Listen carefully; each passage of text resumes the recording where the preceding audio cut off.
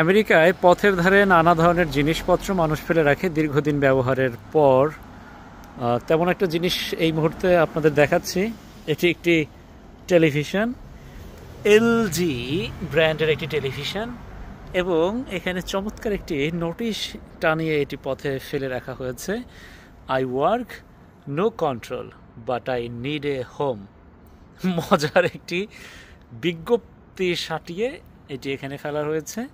অর্থাৎ যদি কেউ চায় এটি ঘরে নিয়ে এই অসহায় টেলিভিশনটিকে আশ্রয় দিবে, যে একটি ঘর এখন প্রার্থনা করছে, আই নিড এ হোম, চাইলে যে কেউ এটি তার বাসায় নিয়ে যেতে পারে এবং এটি কাজ করে, যদিও এটি একটু কন্ট্রোল বা নিয়ন্ত্রণহীন বলা হচ্ছে।